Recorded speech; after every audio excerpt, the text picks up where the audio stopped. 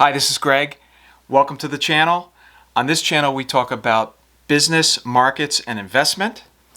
And on this video, we're going to talk about, is Exxon Mobil stock still a buy? Now, we've talked a lot about this stock and this company on this channel. I originally recommended this stock in a video that I made at the end of October 2020, which is about a little over 4 months ago. And at that time, I recommended it. It was selling at $33 a share. Everybody on Wall Street hated it. They preferred Chevron. But the oil stocks, let's face it, the oil stocks have been uniformly hated for a long time. Everyone on Wall Street hated it. Investors hated it. It was at an all-time low. It got creamed by the pandemic, and nobody wanted it. It was selling for $33 a share, and it was selling for a dividend of 10.4% in terms of the annual yield. And I recommended it. Luckily for me, I took a very big position, and I added to it all the way up. And the stock's gone from 33 to 62, where it traded at today. And so it's basically doubled within a slightly more than 4-month period. Now, if you do the math on that, that's a 300% annualized return. Okay, plus I got 2 quarterly dividends during that time. I just got one March 10th. So, fabulous investment. I'm not bragging, but that was number one of the easiest calls I've ever made, and number two, I got the timing incredibly perfect, which I will show you in a couple of minutes. But on this video, it's had such a big rise in such a relatively short period of time, and incidentally, the rise that we've seen and the return that we've seen in Exxon rivals any of the tech stocks that you see out there, which is kind of interesting and also kind of ironic. So it just shows you that as an investor, you have to think as a contrarian. You can't go along with the crowd. In fact, you have to look for opportunities where the crowd is either not looking or things that the crowd hates for stupid reasons, which is true in the case of Exxon. But what we really need to look at now, and what is the subject of this video, is with this rapid run-up, is Exxon still a good buy at these prices, and will it still make a good investment if you go in at these levels?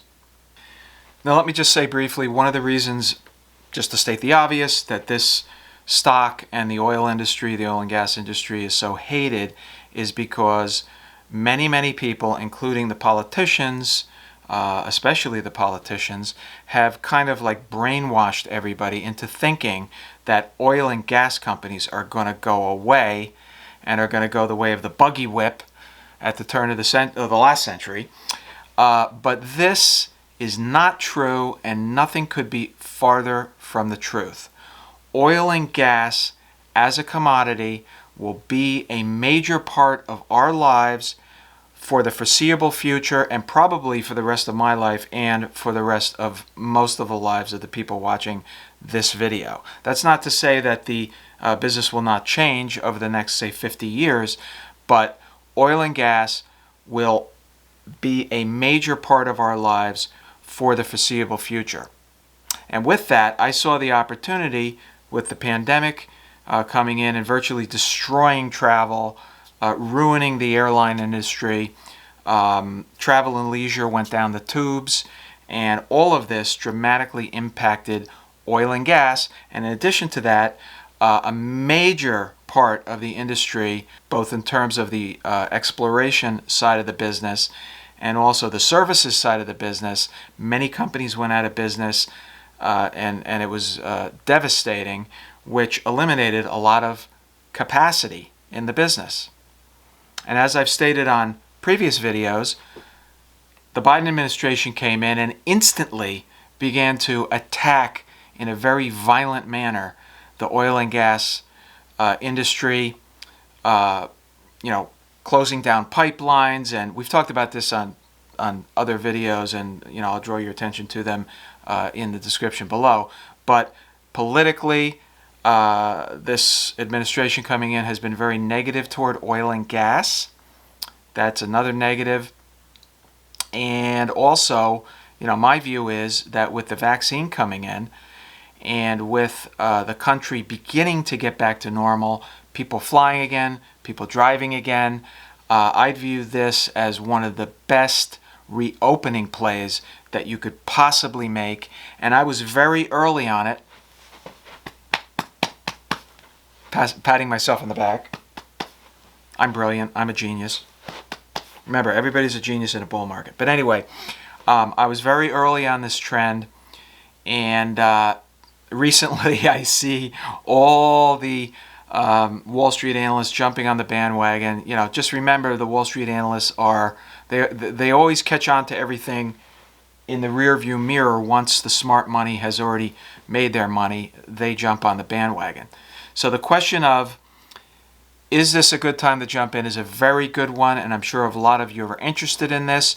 So having said all that, let's jump into my trading account and take a look at where we are in this. Okay, so here we are in my trading account, and I've got Exxon all teed up here. $61.30, yeah, 60, I'm having trouble speaking. Words are coming out garbled and messed up. Oh, I must take my memory pill, my 𝐦𝐤𝐬𝐫𝐞. Note to self, increase 𝐦𝐤𝐬𝐫𝐞 dosage.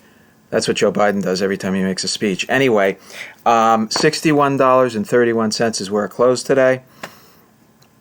And so let's take a look at historically what this has done. But before we do, I mentioned that when I recommended it at the end of October 2020, there was a 10.4% yield on it. Look at the yield now today, 5.63. The dividend has stayed the same. The price has just gone up so much. Okay, incidentally, just reminding me of something else. Everyone on Wall Street was saying that they were going to cut the dividend. That's why they preferred Chevron. I convinced myself through going through with you. If you had watched my original video, I went through, I analyzed the balance sheet, we looked at the borrowing power, and we looked at how they were cutting CapEx, and we determined that it was very realistic that they would not cut the dividend. That was another major aspect of that very, very incredible call that I made. So anyway, let's take a look at this. This is really quite amazing. Okay, so let's take a look at the history on this thing. All right. Oh, I love that chart. Now, this is the year chart. Let's see, let's go back to 6 months. Okay. The end of October was roughly here, if you can believe that. Almost at the exact bottom. $33 a share was where I recommended it. And, with some small fits and starts, it's just basically been a direct climb upward to $62 a share. It sold off a little bit today. Absolutely incredible. Again, that's basically doubling and a 300% annualized rate of return. That is insane. But the question is, it's so high. Now let's look at the 5-year. Let's see where it was. See, before COVID. This is when COVID hit, right? But look, it traded 2019. It traded as high as 80, above 80. Higher than that, it was touching 90 in 2018. Above 90 in 2016. So, I look at this and I say in my mind, this stock could, when the economy fully recovers and when we all are kicking in at all cylinders and these trillions of dollars get flushed through the system and the economy overheats, I can easily see oil going to 100. I mean, easily. Okay? If that happens, this stock is going to 100. Okay? So, you got a 40% pop in probably, I would say, within the next year.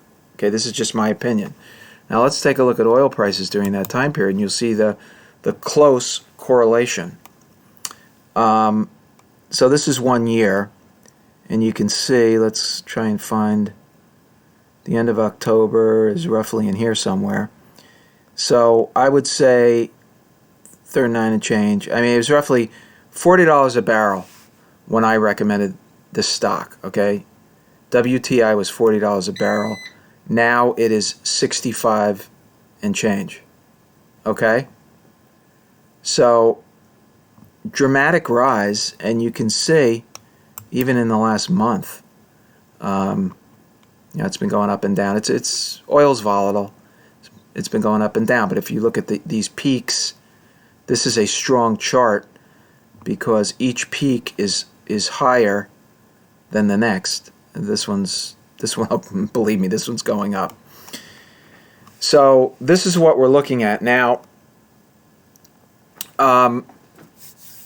It's not as simple as where oil prices go, but I believe that, again, this stock has more room to go. But the question is, should we buy it here, or should we look at some of our technical indicators and possibly wait? Okay, that's what we're going to look at now.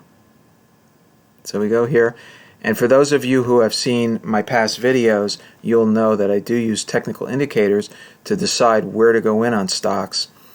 And that's what we're going to do right now. And I'll put some of those videos that talk about that in the description, and also I guess it's up here in the description. We have some recommended content for you to look at. But here we go. We're going to go into this.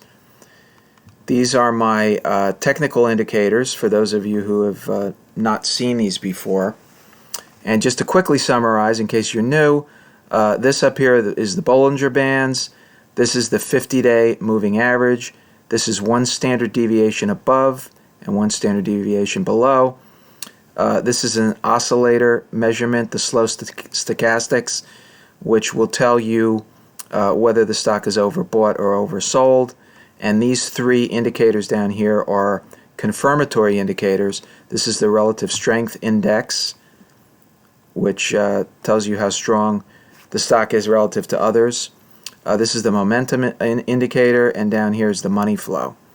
So ideally, you want to see these two in oversold position, and you want to see confirmation of these three. But as you can see, right now the stock is extremely extended. But as you can also see, you know, all year it really hasn't gotten oversold. I mean, it's just been just a powerhouse rocketing upward. Good relative strength, you know, good technicals. It's been a monster. I mean, you know, so you can do one of two things here. And let's get out of this screen. We'll go back to the main screen, and I'll talk about strategy.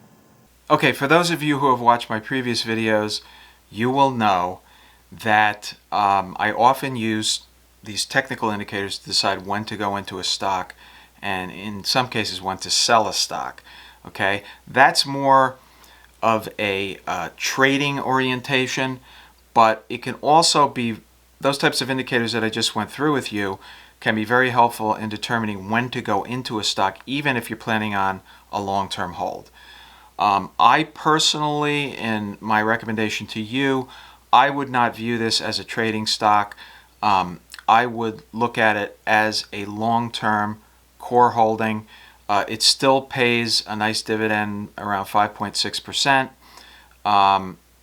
And I think that there is still significant opportunity for capital appreciation, as, you know, in my mind, the mother of all reopening plays. Okay, and I say that because as the economy opens, and as I believe it's going to overheat with so much fiscal stimulus, you know, owning oil is a great commodity to own when there's inflation and when the economy is overheating, because there's going to be supply imbalances with the demand, because Biden's doing everything he possibly can to inhibit the growth of supply and even the existing supply.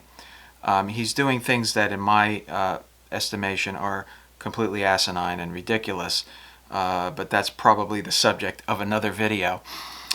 But really, if you look at this objectively, there's going to be supply-demand imbalances going forward, and as that happens, oil and gas are going to become very valuable.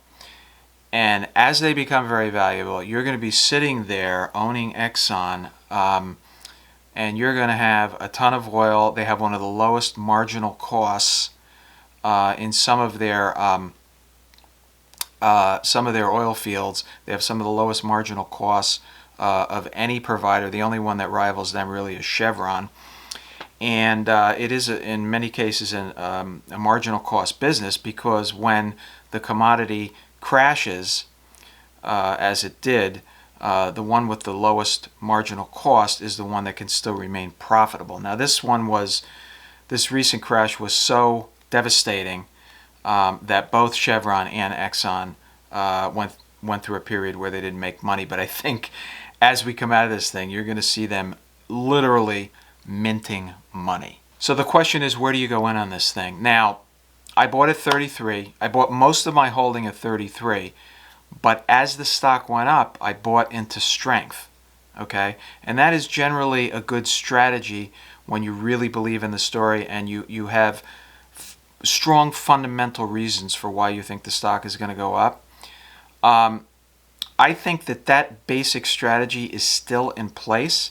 I think if you wait for this stock to really sell off and get into an oversold position, as the technical indicators are pointing to, if you wait to get into that position, you could be waiting a long time and you could completely miss the boat. Now, that's not to say that you can't wait for, a minor sell-off or for the stock to weaken until you feel like you're buying at a good price. But there's nothing wrong with buying into strength in this case, because you also have the dividend on a quarterly basis to help mitigate any short-term declines in value. In terms of where I would go in on this, currently selling around $62 a share. If it gets down to 55, you're roughly at the 50-day moving average. If it gets down to 50 or 48, you'd be piercing the Bollinger Band on the downside, one standard deviation below, and on the slow stochastics, you'd also be in an oversold position. I just don't know, unless we have some cataclysmic event that causes the market to really crash, I just don't know that you're going to get there anytime soon, because I think that the overall trajectory of this stock is up. So listen, if you got value out of this video, please smash that like button, crush it, devastate it, grind it into the ground for me, because that really helps me. So I can keep bringing you videos like this. I need likes, and I need views, and I need engagement and all that great stuff that YouTube loves. Also, please subscribe. I come out with several videos a week, and most of them are geared toward investing and the markets. So if you're interested in keeping up with what I'm doing, please subscribe so you can be on board for future videos, which will be coming your way very soon.